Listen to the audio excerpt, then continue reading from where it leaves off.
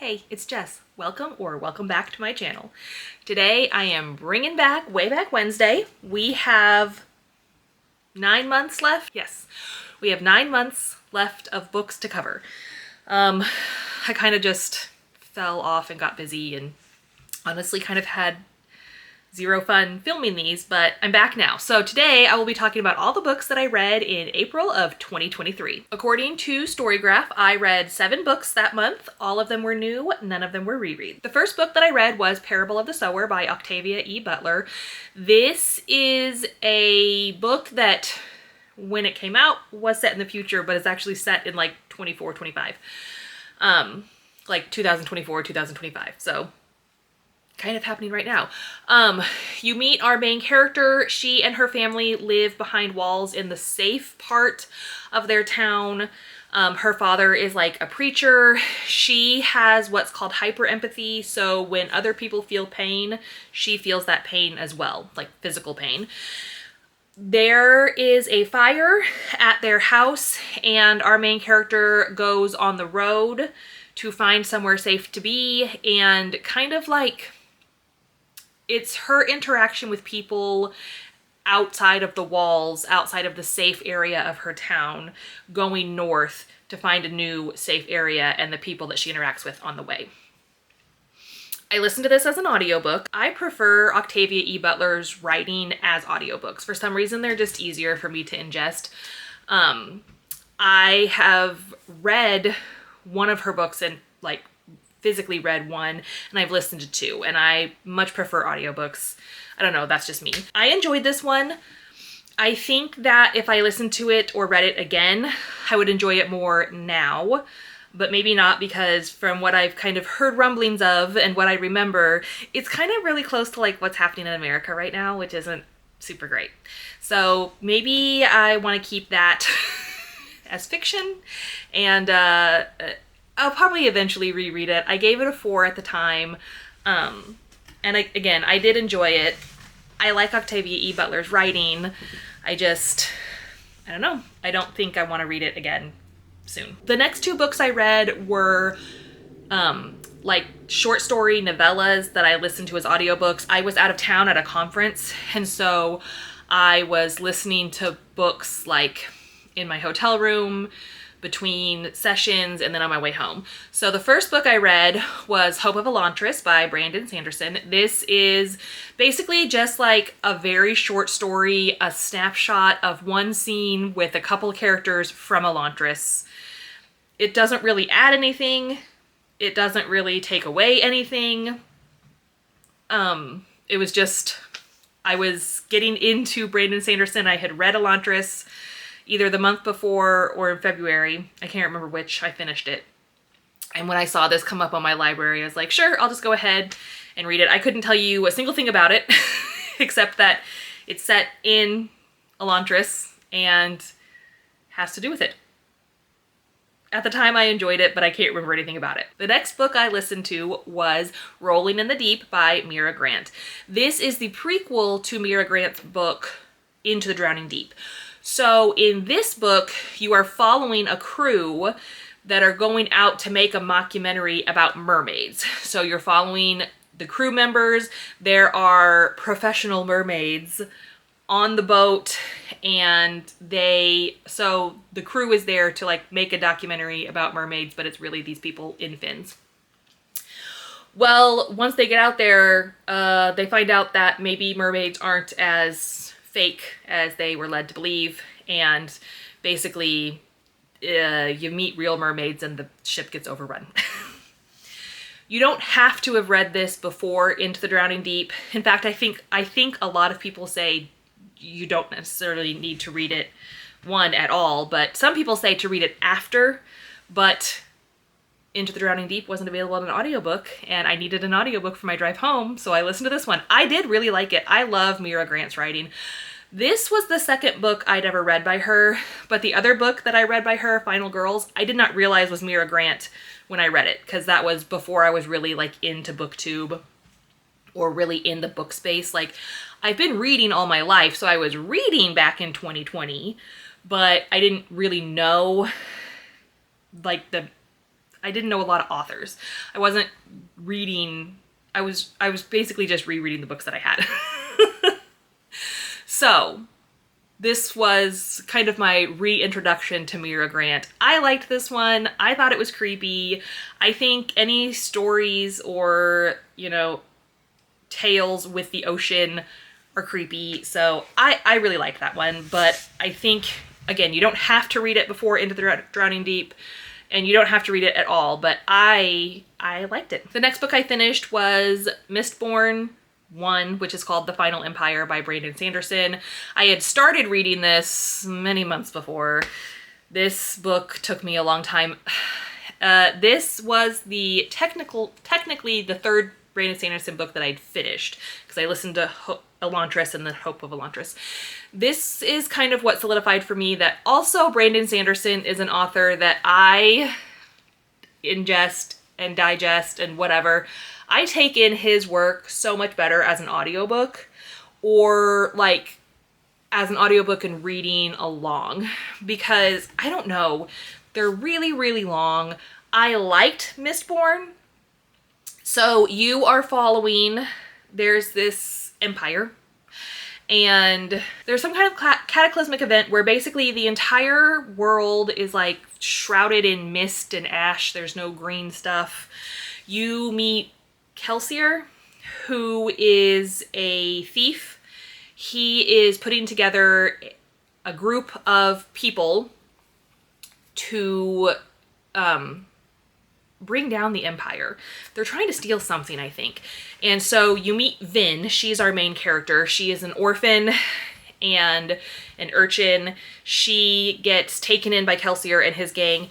And there is one thing I will say about Brandon Sanderson, his magic systems are so unique. And so in this world, the magic that you produce is based on metals. And so like if you can burn copper, you have a certain power. And if you can burn iron, you have another certain power. And if you can burn all of them, is that what's called a Mistborn? There's some name for it. Like usually people can burn one kind of metal, maybe two, I think, but some people can burn like all, what's there, 5 or 7? I don't know. I liked this book. I liked it enough that I did read the second one. I've never finished this trilogy. And I don't know, maybe if I went back and listened to it, I would enjoy it more. But this book took me like at least a month and a half, if not more, to finish. Again, I did like it. I think I gave it a 4 at the time. It is very young adult, and it kind of just like throws you in to the magic system in the world. So I had to restart it a couple times to kind of get into it. But I was at the beginning of my Brandon Sanderson journey again at the time, and still everyone's like, he's such a great writer. So I wanted to be in the Cosmere with everyone else. And now I'm thinking maybe I shouldn't have started there, because I've liked some of his other books much better than Mistborn. But this was, again, right when I was diving in, and so I needed to read Mistborn. The next book I read was another short story novella called The Murders of Molly Southbourne by Tade Thompson. I just had to say that 3 different times because I couldn't get it out. This is actually a trilogy, I believe, but I've only read the first one. In this one, you're following Molly. She has this weird thing that happens to her where every time she bleeds, that drop of blood, or every time she bleeds, it creates a clone of her, and those clones are coming to her. So she's on the run from these murderous clones. This was a very short read. I liked it. I don't know why I didn't read the other 2. I think maybe my library doesn't have them. They might now, so I might go back and like recheck this out and then read the other 2. I had not read anything like this before. This was kind of when this story isn't extreme horror, but it's more like body horror, extreme horror than I really had read a lot of in the past. So this is kind of me starting into weird horror fiction, body horror stuff. So I did really enjoy this one, and now I'm gonna go check and see if my library has the other two, because I would like to read the whole trilogy. I've heard good things about all of them. I've only read the first one, and I did enjoy that one. The next book I read was Lock Every Door by Riley Sager. This is the second Riley Sager book that I had read at the time. You are following, I can't even remember our main character. It was very, very, very much, it's very much kind of like Rosemary's Baby. You're following this main character. She gets a job to apartment sit, I think, at this super exclusive apartment building. Like, it's all rich, famous people, and you have to be approved to move in there. I think that she's apartment sitting. If she's not, then maybe it was like she won the lottery to get an apartment. For some reason she ends up in an apartment there, but there are rules. Like, she has to be home every night, she can't have guests over, there's all these really strict rules.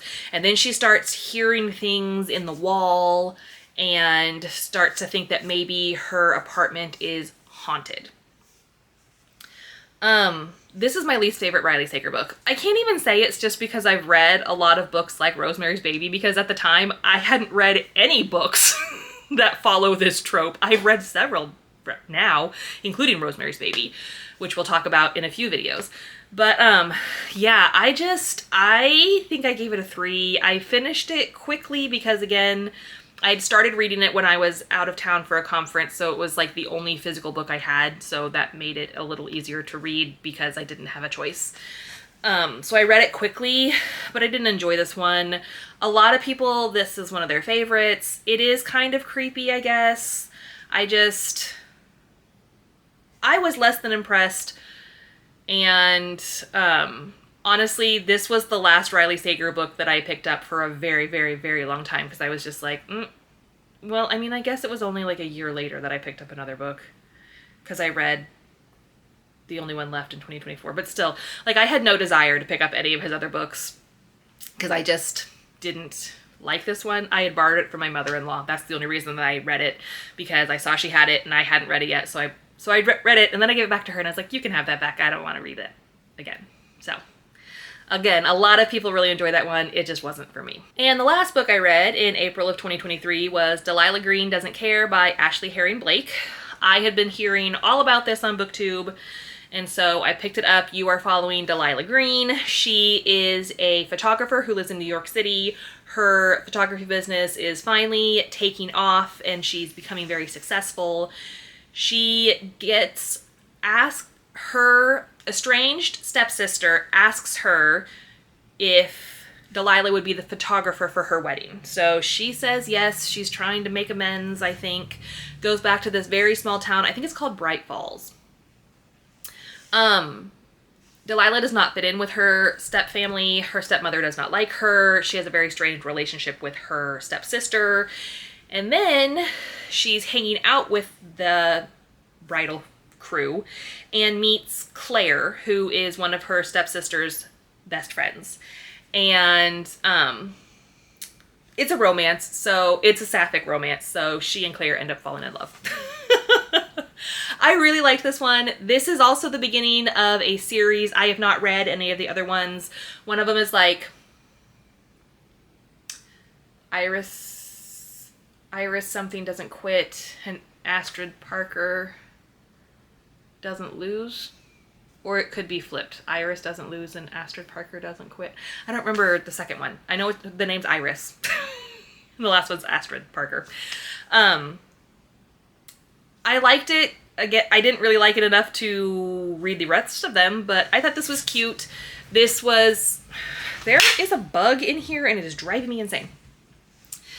This is kind of when I had just started getting into like my romance era, when I was trying to read books that were popular romance books. I don't know if I had ever read a sapphic romance before. If I had, it'd been a long time, so I enjoyed it for that. I thought the writing was good. I enjoyed the character banter. It's just not a series that I wanted to continue, but I did like the first one. I think a lot of people liked the first one the best. but don't quote me on that because, again, I don't know. But I'm glad I read it, and I did enjoy that one. And those are all the books that I read in April of 2023. So overall, a fairly decent reading month. I had a couple books that I didn't care for, but I had a couple that I did really like. I liked Parable of the Sower.